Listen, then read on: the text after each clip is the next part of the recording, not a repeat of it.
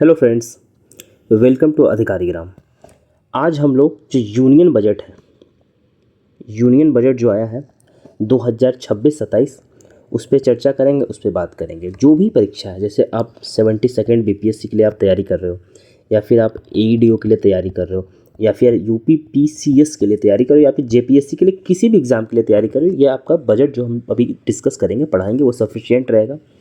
And most importantly ये PT plus mains, आप मान के चलो हम लोग मेंस का भी कंटेंट थोड़ा बहुत डाल दिए एक ओवरव्यू के लिए, मोर देन सफिशिएंट रहेगा। आप इस लेक्चर को देखो अच्छे से, इसका पीडीएफ आपको मिल जाएगा।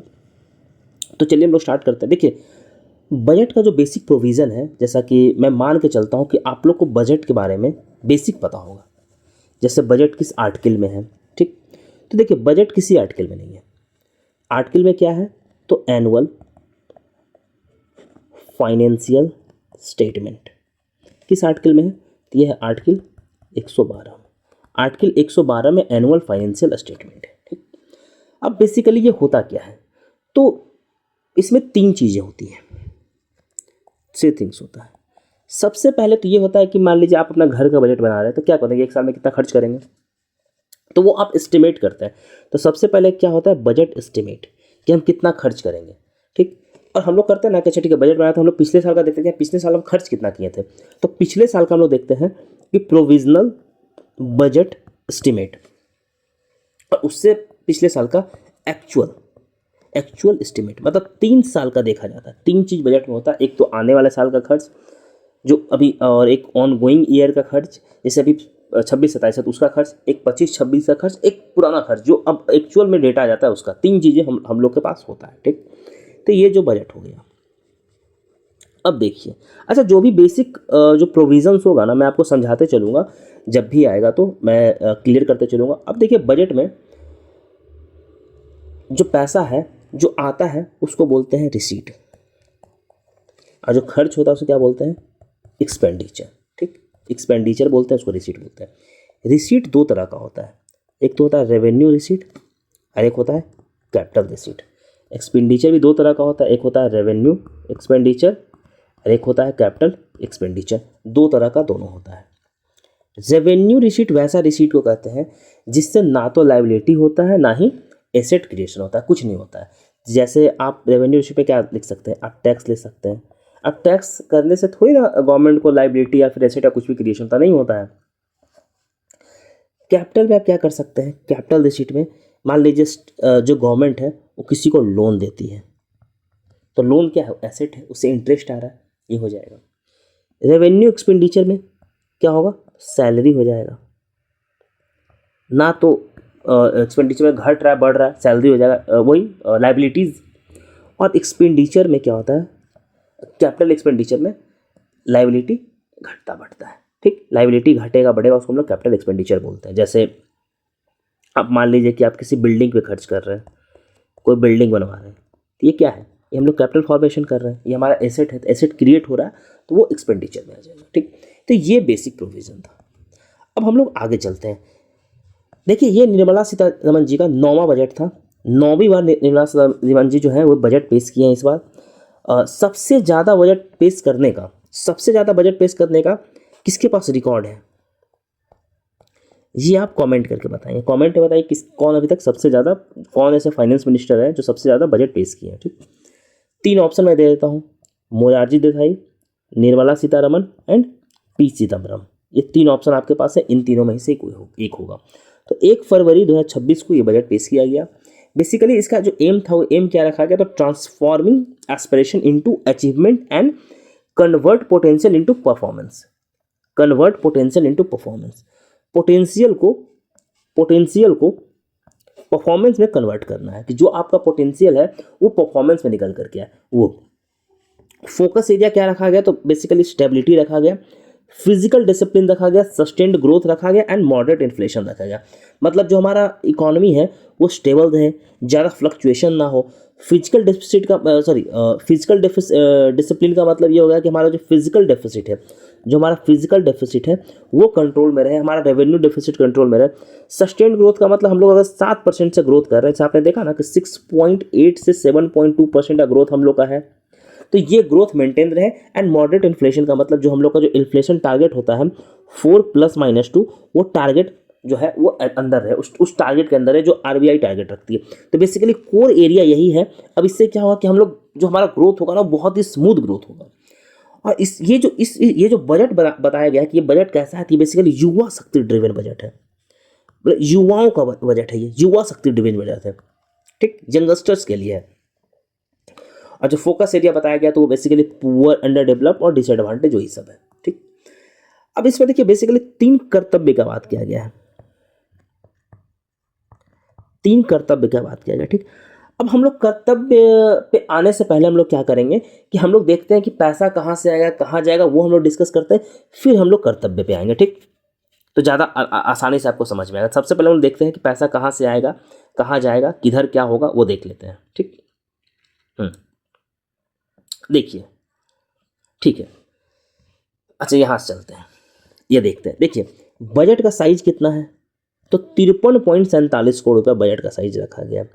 53.47 करोड़ रुपया जो है, 53.47 लाख करोड़, सॉरी, जो भी हम देखिए, जो भी डेटा हम बोलेंगे ना, ध्यान रखिएगा, ऑटोमेटिकली आपको वो लाख करोड़ में है, ठीक। बजट कितना बजट रखा गया, 5347, ऐसे याद रखिए, 53.47 और डेटा है तो आप इसी तरीके से याद रखिए, 53.47 या 5347 ऐसे याद रखिए, ठीक।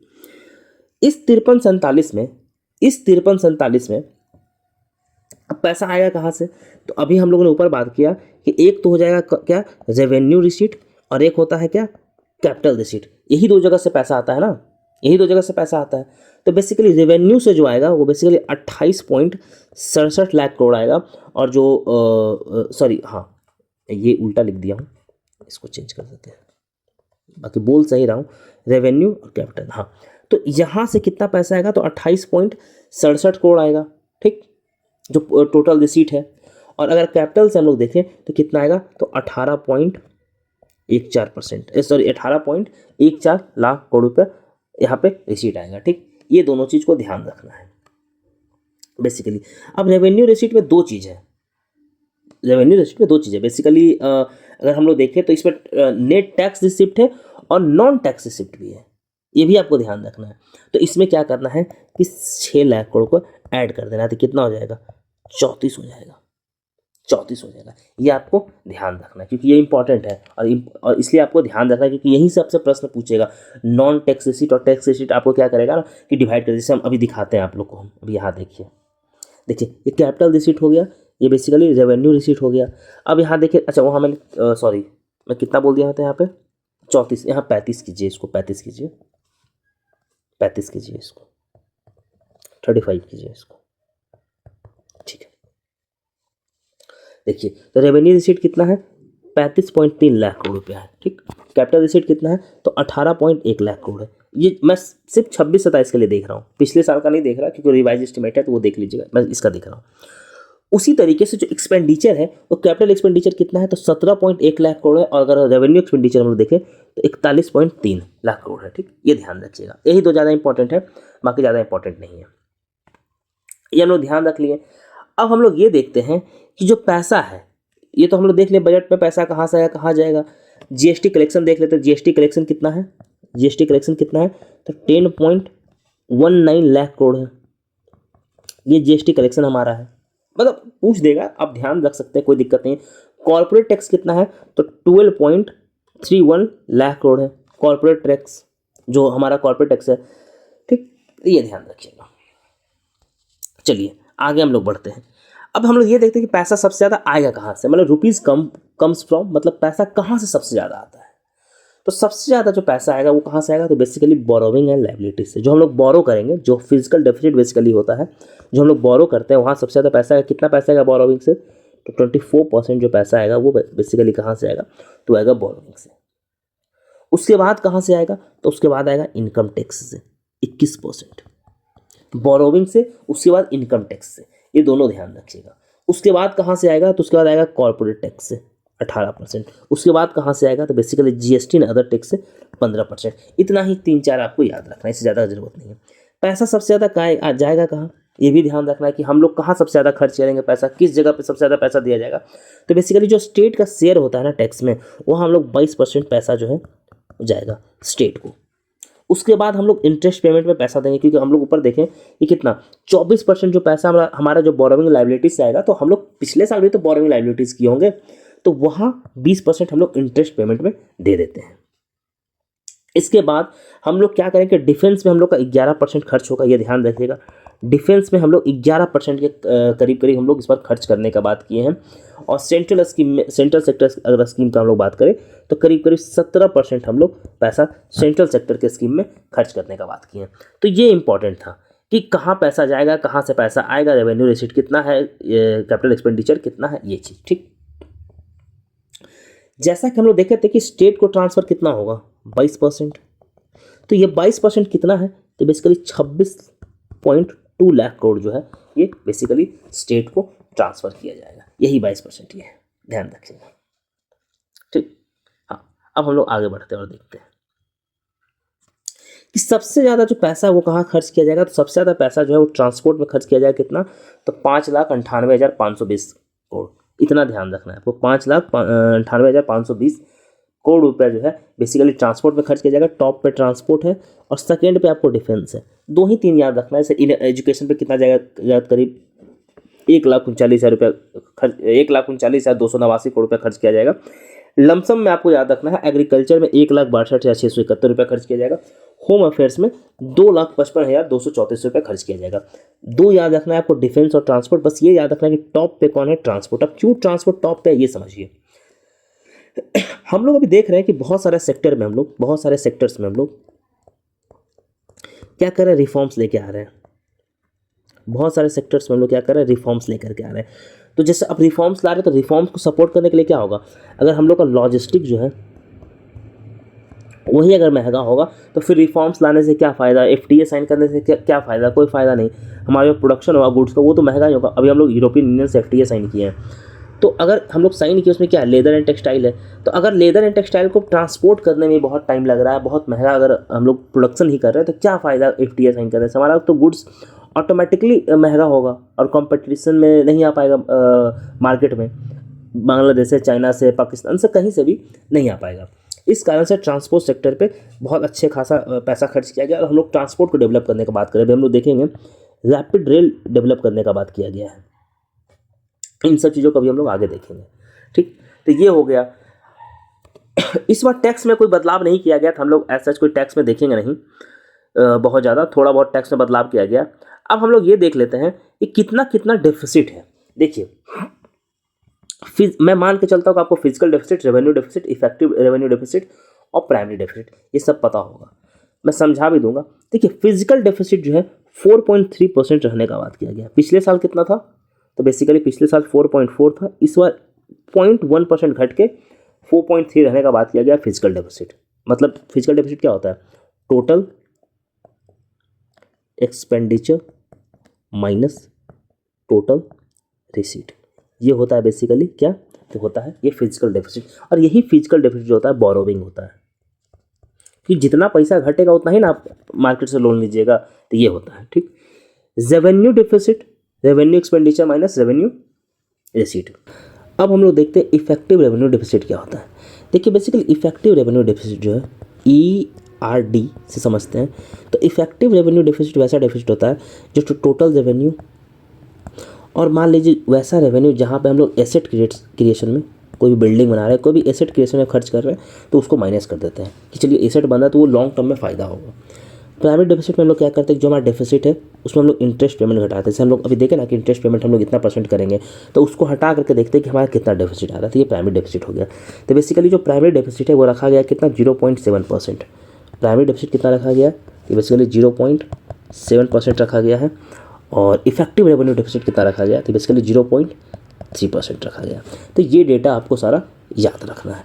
अब हम लोग चलते हैं कर्तव्य देखते हैं। ठीक, तो आइए अब जो 3 कर्तव्य है वो हम लोग देखते हैं। और जैसा कि आप लोग PYQ में भी देखते होंगे कि इस तरीके का प्रश्न पूछा जाता है। पिछले बार जैसे दाल से पूछ दिया गया था कि कौन सा दाल इंक्लूड किया गया है, तो आप मान के चलिए कि आपसे डेटा तो पूछा जाएगा ही जाएगा, उसके साथ साथ इन सब चीज़ों पर भी पूछा जाएगा। तो जैसा कि हम लोग बात किए थे कि इस बार 3 कर्तव्य इसमें इंक्लूड किया गया है। पहला कर्तव्य है escalated and sustained economic growth. अब इसका मतलब समझिए, escalated and sustained economic growth का मतलब है कि जो ग्रोथ होगा उसमें थोड़ा सा एस्केलेशन दिया जाएगा, और जो एस्केलेशन दिया जाएगा मतलब जो बढ़ाया जाएगा, गति जो बढ़ाया जाएगा ग्रोथ का, उसको सस्टेन रखा जाएगा। इसीलिए कह रहे हैं एस्केलेटेड एंड सस्टेन ग्रोथ। तो एस्केलेटेड एंड सस्टेन ग्रोथ कैसे होगा, किस तरीके से होगा, उसको लेकर के डिफरेंट स्ट्रैटेजिक फंक्शन और फ्रंटियर सेक्टर ये सब डिसाइड किया गया, कहाँ कहाँ पे किस किस सेक्टर में ग्रोथ करना है, किस किस सेक्टर से जो ग्रोथ होगा वो एकदम सस्टेनेबल इकोनॉमिक ग्रोथ होगा, उन सब पे बात किया जाएगा। तो सबसे पहला है स्केलिंग अप मैन्युफैक्चरिंग। तो सबसे पहला क्या है कि आप मैन्युफैक्चरिंग को हम लोग क्या करेंगे कि स्केल अप करेंगे, मतलब उसमें कैपिटल इन्वेस्टमेंट करेंगे, मैन्युफैक्चरिंग को लार्ज स्केल पे बढ़ाएंगे। तो उसके लिए फिर क्या क्या किया गया है, तो एक इनिशिएटिव स्टार्ट किया गया बायोफार्मा शक्ति। बायोफार्मा शक्ति क्या है, तो ये बेसिकली है strategy for health care advancement through knowledge technology and innovation. शक्ति का फुल फॉर्म है strategy for health care advancement through knowledge technology and innovation. देखिए अब ये सब आपसे इंटरव्यू में पूछ सकता है सीधा, अगर अभी जो बीपीएससी का इंटरव्यू चल रहा है 70 बीपीएससी, आपसे सीधा सीधा पूछ देगा यहाँ से। अब इसमें कितना प्रावधान रखा गया है, बेसिकली रखा गया है 10,000 करोड़ का अगले 5 साल के लिए। क्यों, तो भारत को बायोफार्मा मैन्युफैक्चरिंग हब बनाने का बात किया गया। जैसे आप सबको पता है ना कि जो भारत है, हम इंडिया फार्मास्यूटिकल इंडस्ट्री में हम लोग एकदम मतलब टॉप क्वालिटी पे हम लोग हैं। जैसे टॉप पे चाइना है, फिर सेकंड पे हम लोग हैं इन प्रोडक्शन। और यही फार्मास्यूटिकल पे जैसे हम लोग का अभी इंडिया EU जो ट्रेड डील हुआ है EU के साथ, तो उसमें यही सब फार्मास्यूटिकल इंडस्ट्री है जो हम लोग अपना छोटा छोटा दवाई भेजते हैं EU में, वहाँ बेनिफिट करता है। इसी पे जो ट्रंप टैरिफ लगाया था, ठीक, तो फिर इसको और स्ट्रेंथन करने का बात किया गया, जिससे कि जो हम लोग ट्रेड डील साइन कर रहे हैं, जो हम लोग FTA साइन कर रहे हैं, जो हम लोग FTA साइन किया फ्री ट्रेड एग्रीमेंट EU के साथ, जिसमें हम लोग को बेनिफिट मिले। बायोफार्मा फोकस पे अब वही सब है कि अब बायोफार्मा कैसे करेंगे, तो हम लोग एजुकेशन पे फोकस करेंगे। National institute of pharmaceutical education and research setup किया जाएगा। नेपियर जो हम लोग बात करें सेटअप किया जाएगा, और जो सेटअप है उसको अपग्रेड किया जाएगा, जो पहले से उसको और अपग्रेडेशन किया जाएगा। इन सब पे बात किया जा रहा है। और network of 1000 aggregated Indian clinical trial site खोला जाएगा 1000 अलग अलग जगहों पे, और सबको एक साथ कन्वर्ज किया जाएगा। इसके साथ साथ मैन्युफैक्चरिंग में इंडियन सेमीकंडक्टर मिशन 2.0 पे फोकस किया गया। इंडियन सेमीकंडक्टर मिशन 2.0 पे फोकस किया गया, जो कि 2.1 जो फर्स्ट मिशन था तो ऑलरेडी था। अब इसमें क्या किया गया है कि इक्विपमेंट्स, मटेरियल, डिजाइन, जो IP, इन सब को एक साथ कोलैबोरेट करके सब इसका बढ़ावा दिया जाएगा, बनाया जाएगा, जिससे कि इवन बिहार में भी जो सेमीकंडक्टर मिशन है, अभी सेमीकंडक्टर मिशन 2026 बिहार भी लॉन्च किया है। तो और जो बिहार लॉन्च किया उसमें बिहार को सपोर्ट मिलेगा यहाँ से, जिसमें कि इसका सप्लाई चेन को डेवलप करने का बात किया गया कि सप्लाई चेन डेवलप करेगा, रिसर्च और ट्रेनिंग डेवलप करेगा, जिससे कि क्या होगा कि जो हमारा सेमीकंडक्टर इंडस्ट्री है वो स्ट्रेंथन होगा। जब सेमीकंडक्टर इंडस्ट्री स्ट्रेंथन होगा तो क्या बनेगा, हम लोग को चिप बनाने में बहुत आसानी होगी। जैसे डिफरेंट चिप देखते हैं जिसका यूजेस जो है वो कहाँ है, तो डिफेंस इंडस्ट्री में है, मोबाइल फ़ोन में है, और जो भी आप टेक्नोलॉजी आज के देख रहे हैं, AI देख रहे हैं, तो सब तो चिप से ही चलता है, हर चीज़ चिप से चलता है। और आपको पता है कि चाइना सेमीकंडक्टर में एज लिए हुए, ठीक। तो हाँ, अब इसके आगे देखते हैं कि इलेक्ट्रॉनिक कंपोनेंट्स को मैन्युफैक्चरिंग करने का बात किया गया है। इसके साथ साथ एक बहुत इंपॉर्टेंट है, इसको VBI लगाइए, रेयर अर्थ कॉरिडोर स्टैब्लिश किया जाएगा। क्या स्टैब्लिश किया जाएगा, रेयर अर्थ कॉरिडोर स्टैब्लिश किया जाएगा। अब ये बेसिकली रेयर अर्थ मिनरल्स को निकालने के लिए अब किस किस स्टेट में किया जाएगा, बेसिकली 4 स्टेट में किया जाएगा। कहाँ का, उड़ीसा, केरला, आंध्र प्रदेश और तमिलनाडु, जिसमें 3 साउथ के हैं और उड़ीसा जो है ईस्टर्न स्टेट है। टू प्रमोट माइनिंग, अब जो रेयर अर्थ मिनरल्स का जो एक्सप्लोरेशन होगा, माइनिंग होगा, उसके लिए सेटअप किया जा रहा है। इसको VBI लगाइए, बहुत इंपॉर्टेंट है। आपसे यहाँ से क्वेश्चन पूछा जाएगा, आप मान के चलिए, आपसे पूछ देगा कौन कौन सा स्टेट है, रेयर अर्थ मिनरल कॉरिडोर है क्या, ये चीज़, इसलिए आपको ये पता होना चाहिए। इसके साथ साथ अभी स्टेट के सपोर्ट के साथ साथ क्या किया गया कि केमिकल्स पार्क को इस्टेब्लिश करने का प्लान किया गया है, जो कि प्ले एंड प्लग मॉडल पर रहेगा। जैसे प्ले एंड प्लग मॉडल का क्या मतलब, जैसे इंफ्रास्ट्रक्चर रेडी है, मान लीजिए ये इंफ्रास्ट्रक्चर है, ठीक, ये इंफ्रास्ट्रक्चर है, ये रेडी है, और आपको इंडस्ट्री लगाना है, तो आप चुपचाप आइए, अपना यहाँ पे सामान डालिए और इंडस्ट्री शुरू कर सकते हैं। तो इसी को बोलते हैं प्ले एंड प्लग मॉडल, मतलब पहले से सब कुछ रेडी है, आप आइए, अपना सामान डालिए और अपना जो काम है वो स्टार्ट कीजिए। Strengthening capital goods and capabilities, अब जो कैपिटल गुड्स का कैपेबिलिटीज है उसको बढ़ाने का बात किया जाएगा। मैन्युफैक्चरिंग गुड्स जिसमें सपोर्ट मिले। हाईटेक टूल्स रूम का बात किया जा रहा है, जो स्टैब्लिश किया जाएगा 2 लोकेशन पे, जिसमें कि digitally enabled autonomous service bureau होगा, जो कि लोकली डिजाइन होगा, जहां पे बनेगा वहीं पे इसका डिजाइन होगा। तो ये सब चीज़ है। Scheme for container manufacturing announce किया गया, ऐसे कंटेनर का मैन्युफैक्चरिंग करने के लिए अनाउंस किया गया। इवन आपको पता होगा कि पटना में पटना में जो पानी का जहाज होता है उसका मरम्मत के लिए यहाँ पे हब खोला जाएगा। दीघा में, यहीं पे खोला गया है दीघा में। अच्छा, जो बिहार का होगा ना, हम लोग क्या करेंगे कि बिहार में क्या किया, बिहार को लेकर इस बजट में बात किया गया। हम लोग एक सेपरेट वीडियो में ज़्यादा, ऐसे बिहार को तो बहुत ज़्यादा मिला नहीं है, लेकिन फिर भी 5-10 मिनट हम लोग बात कर लेंगे अलग से। Integrated programme for textile sector बात किया गया, टेक्सटाइल सेक्टर को बढ़ावा देने के लिए, क्योंकि फिर देखिए जो हम लोग FTA साइन किए थे, हम लोग टेक्सटाइल सेक्टर में हम लोग कंपटीशन ले सकते हैं अगर जैसे बांग्लादेश हो गया, वियतनाम हो गया, इन सबसे, तो इसलिए टेक्सटाइल सेक्टर को बढ़ावा देने का बात किया गया। नेशनल फाइबर स्कीम पे बात किया, जिसमें कि सिल्क हो गया, वुल हो गया, जूट हो गया, मैनमेड फाइबर, इन सब पे काम किया जाएगा। जैसे सिल्क का तो बिहार में ही भागलपुर सिल्क है, भागलपुर सिल्क है, ठीक। मेगा टेक्सटाइल पार्क का बात किया गया, वही सब एक ही चीज़ है। महात्मा गांधी ग्राम स्वराज योजना इनिशिएट किया गया, जिसमें कि जो खादी है, हैंडलूम है, इन सबको स्ट्रेंथन किया जाएगा। जो टेक्सटाइल हम लोग बात करें उसी चीज़ को। रिजुविनेटिंग लीगेसी इंडस्ट्रियल सेक्टर, देखिए अब क्या है ना कि जैसे जो भी इंडस्ट्रियल सेक्टर है, जो पुराना इंडस्ट्रियल सेक्टर है जो बंद पड़ा है या फिर काम नहीं कर रहा है, तो उसको रिजुविनेट करने का बात किया गया और उसको टेक्नोलॉजी के साथ अपग्रेड करने का बात किया गया। टेक्नोलॉजी अपग्रेडेशन करने का बात किया गया, उसमें नया नया टेक्नोलॉजी इंसर्ट करने का बात किया गया है। Champion SME, small medium enterprise होता है, उसको चैंपियन करने का जैसे बात किया गया। उसके लिए 10,000 करोड़ रुपया ग्रोथ फंड देने का बात किया गया है। To create a future champions, future champions कौन, तो युवा शक्ति, युवा जो हम लोग बात किए थे ऊपर, युवा जो फ्यूचर युवा होगा उसके लिए ये काम करने का बात किया गया है। Delivering powerful push to infrastructure, infrastructure को एक पावरफुल पुश देने का बात करें, जैसे कि पब्लिक कैपिटल एक्सपेंडिचर है जो करीब 12 लाख करोड़ रुपया इस बजट में खर्च करने का बात किया गया। इसके साथ साथ infrastructure risk guarantee fund setup किया जाएगा। क्या सेटअप किया जाएगा, इंफ्रास्ट्रक्चर रिस्क गारंटी फंड, जो कि स्ट्रेंथन करेगा किसको, तो प्राइवेट डेवलपर्स को स्ट्रेंथन करेगा, प्राइवेट डेवलपर को हेल्प करेगा। जैसे मान लीजिए कोई प्राइवेट कंपनी है, वो कोई इंडस्ट्री लगाती है और किसी तरीके से कुछ हादसा हो जाता है या फिर कुछ हो जाता है, तो उसका जो भी रिस्क होगा और जो इंफ्रास्ट्रक्चर का रिस्क होगा, उन सब के लिए एक होता है ना इंश्योरेंस टाइप का काम किया जाएगा यहाँ पे। To promote environmentally sustainable movement of cargo, जैसे अब यहीं पे वाटरवेज का बात किया गया है कि जो वाटरवेज है बिहार में अच्छा बिहार में कितने वाटरवेज हैं, ये आप कॉमेंट कीजिए, कॉमेंट करके ये बताइए कि बिहार में कितने वाटरवेज हैं, ठीक। डेडिकेटेड फ्लाइट कॉरिडोर का बात किया गया, जो कि दुनकनी ईस्ट से लेकर सूरत, अब ये कहाँ है, ये बेसिकली वेस्ट बंगाल में है। दनकनी जो है वो वेस्ट बंगाल में, सूरत आप सबको पता है कि कहाँ है, तो गुजरात में। अब यहाँ से एक डेडिकेटेड फ्लाइट कॉरिडोर खोलने का बनाने का बात किया गया है। अब ये देखिए बिहार को बेनिफिट करेगा, क्योंकि अब यहाँ से जाएगा तो थोड़ा सा हो सकता है बिहार से ही पास करें। 20 देखिए नेशनल वाटरवेज को रिजुविनेट करने का बात किया, फिर से स्ट्रेंथन करने का बात किया, जिसमें सबसे स्टार्टिंग कहाँ से होगा, तो बेसिकली तेलचर एंड अग्निकुल and industrial link like Kalinagar. अब ये तेलचर कहा है, बेसिकली उड़ीसा में ये कोल माइंस है, यहाँ पे कोल फील्ड जो है, यहाँ पे तेलचर कोल के लिए जाना ही जाता है, तो ये रीच किया जाएगा जो महानदी है उस पर।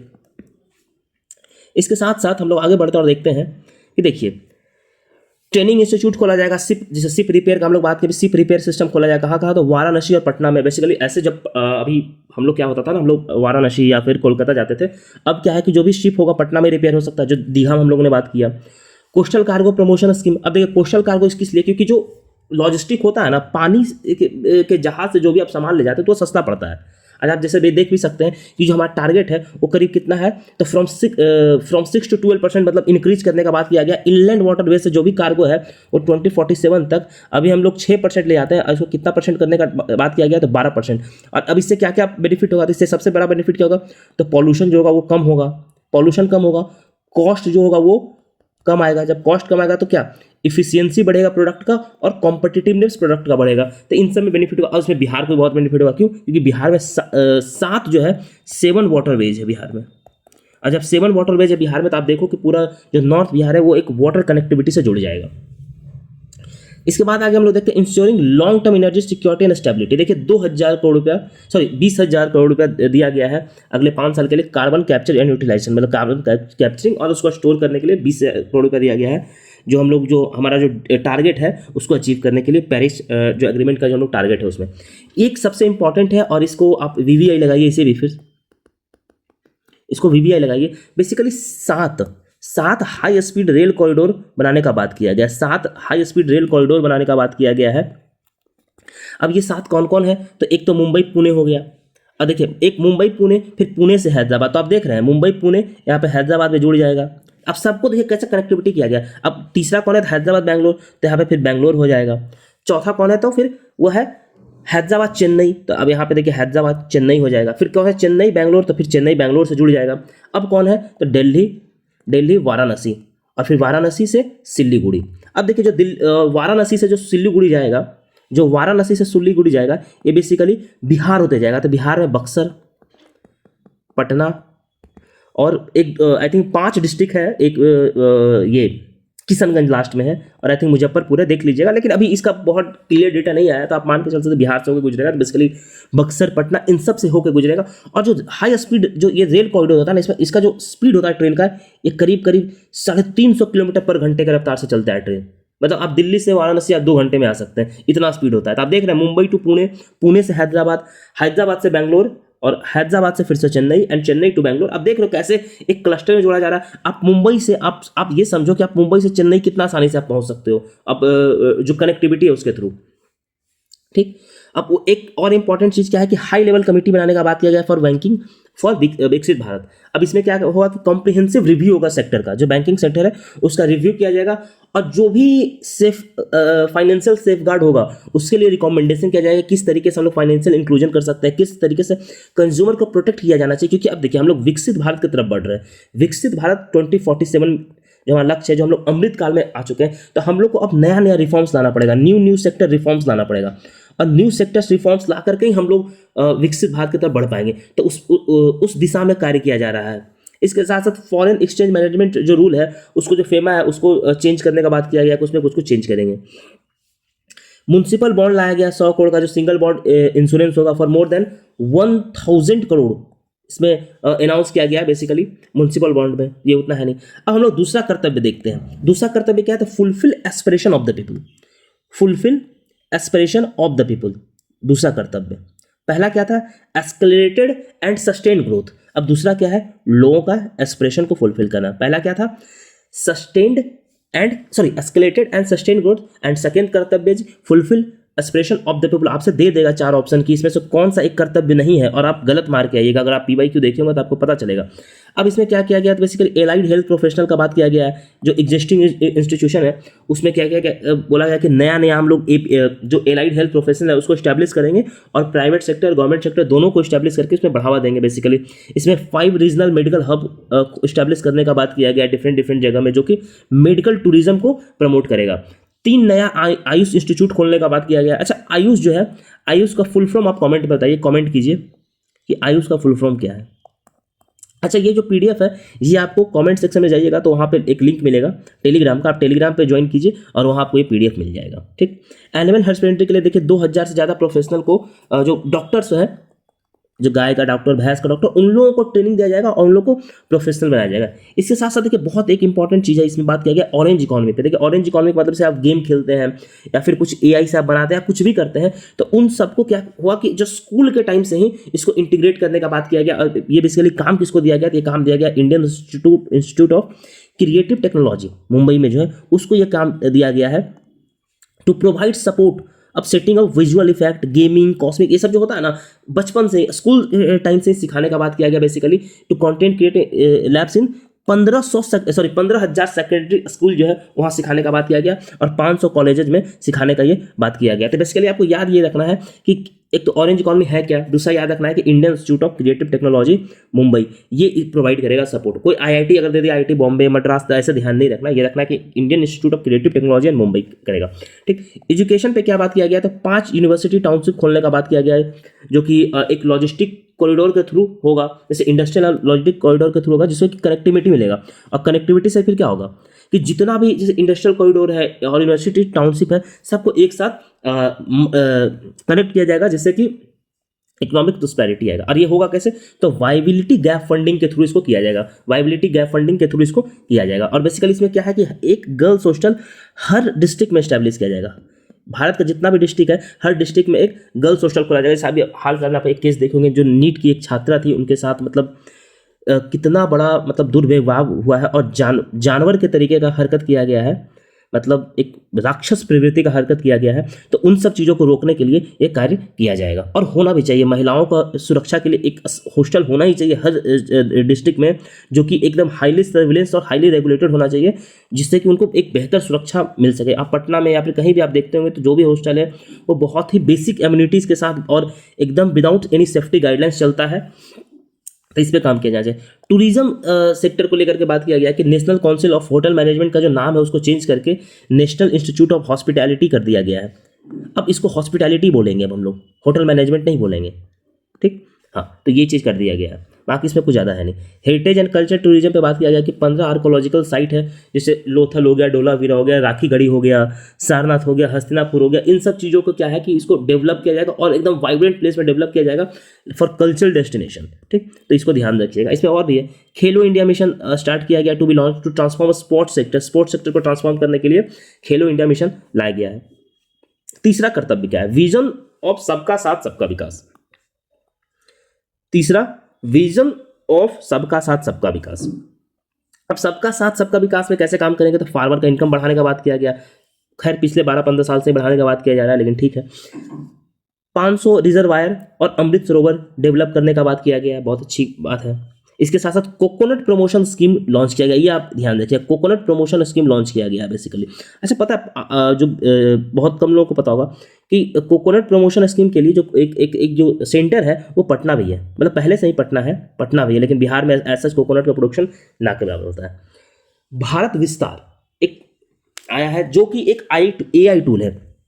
अब ये क्या है AI टूल? तो ये बेसिकली है जो एग्रीस्टेक पोर्टल है ना उसके साथ इंटीग्रेट करेगा, और जो भी एग्रीकल्चर प्रैक्टिसेस होगा सबको AI के थ्रू उस जो भी फार्मर है उनको जानकारी देगा। तो इसको जो भारत विस्तार है उसको बोलते हैं virtually integrated system to access agriculture resources, ये इसको बोलते हैं। जो दिव्यांग है उनको प्रमोट करने के लिए या फिर उनका जीवन को आसान बनाने के लिए दिव्यांग to offer task oriented process driven tools उनको दिया जाएगा, जिसमें भी वो लैक कर रहे हैं, जिससे कि हॉस्पिटैलिटी हो गया, फूड बिजनेस सेक्टर, इन सब चीज़ों में मतलब उनको एक एम्प्लॉयमेंट प्रोवाइड कराने का काम किया जाएगा, उनका स्किलिंग किया जाएगा पहले और फिर एम्प्लॉयमेंट दिया जाएगा। अब मेंटल हेल्थ को बात किया गया लेकर के, एंड ट्रॉमा केयर को बात किया गया, NIMHANS 2 खोला जाएगा। जैसे रांची में पहले से भी है ये चीज़, जिसको हम लोग बहुत लेमन भाग में पागल खाना हम लोग बोलते हैं, आइडियली हम लोग को बोलना नहीं चाहिए, लेकिन तो वो सेटअप करने का बात किया गया। पूर्वोदय स्टेट जो है, जो ईस्टर्न स्टेट है एंड नॉर्थ ईस्ट स्टेट है, उन सबको ईस्ट इंडस्ट्रियल कॉरिडोर से लिंक करने का बात किया गया बेसिकली। इसका जो नोडल हब बनेगा कहाँ बनेगा? तो दुर्गापुर बनेगा। इससे बिहार को बेनिफिट होगा, बिहार वेस्टर्न जो एरिया है उसका एक डेवलपिंग हब बनेगा। 5 पूर्वोदय स्टेट को इसमें जोड़ने का बात किया गया, इसमें कि बिहार भी है बेसिकली। अब देखिए की पिलर्स ऑफ ग्रोथ, अब 6 की पिलर्स इसमें बात किया गया। जो हम लोग 3 कर्तव्य देखें तो उसी 3 कर्तव्य में 6 पिलर भी है। अब 6 पिलर कौन कौन सा है? तो सस्टेन्ड इकोनॉमिक ग्रोथ जैसा हम लोगों ने बात किया था, strengthening foundation of the growth जैसा हम लोगों ने ऊपर बात किया था, पीपुल सेंट्रिक डेवलपमेंट का बात किया गया, ट्रस्ट बेस्ड गवर्नेंस का बात किया गया, ease of doing business and ease of link का बात किया गया, और फिजिकल मैटर्स का बात किया गया। तो ये 6 चीज जो है वो की pillars of growth and development है। अब हम लोग आगे चलते हैं, हम लोग इसका फिजिकल डेफिसिट देख लिया था, तो एक बार हम लोग ये भी देख लेते हैं कि नंबर में फिजिकल डेफिसिट कितना है। तो बेसिकली नंबर में जो फिजिकल डेफिसिट होगा, इकाई सैकड़ा, 1000, 10,000, लाख, 10 लाख, 16,95,768 करोड़ रुपया, इतना फिजिकल डेफिसिट अनुमान रहने का बात किया गया बेसिकली, जो कि 4.3 है। आप इसी को याद रखिए, ज़्यादा आपको इसका याद नहीं रखना है, बाकी सबका परसेंटेज में याद रखिए तो ज़्यादा बेहतर है। बाकी आपको एक फिजिकल डेफिसिट ही याद रखिए, वो ज़्यादा इंपॉर्टेंट है। ये हम लोग का हो गया। अब हम लोग आगे चलते हैं, ये सब हम लोगों ने देख लिया था नीचे फिजिकल डेफिसिट जैसे हम लोगों ने अभी देखा, तो इस तरीके से ये बेसिकली ये एस्टिमेटेड है। ये बेसिकली क्या है? तो ये बेसिकली एस्टिमेटेड है। अब ये हम लोगों ने ये सब देख लिया था, अब हम लोग कुछ और डिटेल में देख लेते हैं। जो ऊपर हम लोगों ने देखा है, अब उसी को थोड़ा सा हम लोग डिटेल में देख लेते हैं हल्का सा। देखिए, न्यू इनकम टैक्स एक्ट लाया जाने का बात किया जा रहा है। अब इसका डिटेल प्रोविजन आया नहीं है, जो कि इफेक्टिव कब से होगा? तो बेसिकली 1 अप्रैल से इफेक्टिव होगा। टैक्स स्ट्रक्चर में ऐसा कोई चेंज लाया नहीं गया है, बहुत कम चेंज लाया गया है, ठीक। तो इसमें आपको यही याद रखना है, इससे ज़्यादा आपको जरूरत नहीं है याद रखने का। अब हम लोग देखते हैं cooperatives, extended deduction already allowed to a primary cooperative society. Basically जो भी कोऑपरेटिव सोसाइटी है ना, जैसे मिल्क हो गया, ऑयल सीड्स का हो गया, फ्रूट हो गया, वेजिटेबल्स हो गया, इन सबको रेस्ट और ग्रोथ बाइट्स मेंबर, मतलब इन सबको जो सप्लाई चेन है ना उसको बढ़ाने के लिए और supplying cattle feed and cotton seeds, इन सब चीज़ों को देखने के लिए क्या कर रहा है कि इसको और एक्सपैंड करने का बात किया गया है। आईटी सेक्टर को सपोर्ट करेगा, जैसे हम लोगों ने ऊपर देखा कि अभी आईटी सर्विसेज को क्या इन्हांस किया जाएगा, जो कि फ्रॉम 300 करोड़ रुपया से लेकर के 2000 करोड़ रुपया तक उसमें जो सेफगार्ड है वो दिया जाएगा। इसमें देखिए उसमें कुछ ज़्यादा है नहीं, जो भी है हम लोग ऊपर बात कर लिए, बस आपको पढ़ने के लिए हम लोगों ने दे दिया है यहाँ पे। अब जैसे अब क्या किया गया कि कोई भी फॉरेन कंपनी है वो अगर भारत आना चाहती है तो उसमें क्या है कि उसको जो पहले टैक्स लगता था तब उसको घटा दिया गया, basically to provide tax holiday till 2047। हम जो हम लोग डेवलप्ड नेशन का बात कर रहे हैं ना, तो उन लोग को टैक्स हॉलीडे दिया जाएगा बेसिकली। तो इन सब चीज़ों को बात किया गया है। जैसे मिनिमम अल्टरनेट टैक्स जो है उसको घटाने का बात किया गया है। जैसे अब कोई भी प्रोडक्ट, जैसे मान लीजिए कोई सुपर रिच है, तो जो सुपर रिच होता है उस पर सर्टेन टैक्स लगता है, नहीं तो फिर वो क्या करेगा कि जैसे होता है ना कि बहुत ज़्यादा रिच है तो उसमें मिनिमम एक सर्टेन मान लीजिए X% टैक्स लगेगा ही लगेगा। अब होता है ना कि बहुत लोग लूफोल्ड खोज करके क्या करते हैं कि टैक्स से बचते हैं, तो उसी कारण से तब उसमें भी थोड़ा सा राहत दिया गया है बेसिकली। अब देखिए जो भी है टैक्स को लेकर उतना किया नहीं गया, मैं बस आप लोगों को पढ़ने के लिए दे दिया हूँ। अब देखिए न्यूक्लियर पावर को लेकर के बात किया गया है कि जो भी न्यूक्लियर स्कीम सभी चल रहा है उसको एक्सटेंड कर दिया गया 2035 तक, और उसको कंप्लीट करने का बात किया गया। क्रिटिकल मिनरल्स को हम लोग लेकर के बात कर लिए थे, जो रेयर अर्थ मिनरल उसको लेकर के बात कर लिए थे बेसिकली। अब जो भी बायोगैस है उस सब पे जो एक्साइज ड्यूटी होता था उन सब को हटा दिया गया, सीएनजी इन सब पे को एक्सक्लूड कर दिया गया है। सिविल डिफेंस और एविएशन सेक्टर को लेकर के बात किया गया, जो भी कस्टम ड्यूटी लगता था ये सब उस पर कंपोनेंट्स पे पार्ट्स पे उन सबको हटाने का बात किया गया, जिससे कि मेक इन इंडिया जो हम लोग का है, मेक इन इंडिया जो है उस पर बढ़ावा दे सके हम लोग। मेक इन इंडिया जो है उन सबको बढ़ावा दे सके हम लोग इन सब चीज़ों के लिए। स्पेशल इकोनॉमिक जोन खोलने का बात कही, इससे देखिए जो भी ऐसा पुराना है उसी को घिसा पिटा रिपीट किया जा रहा है बार बार, और इसमें ऐसा कुछ है नहीं।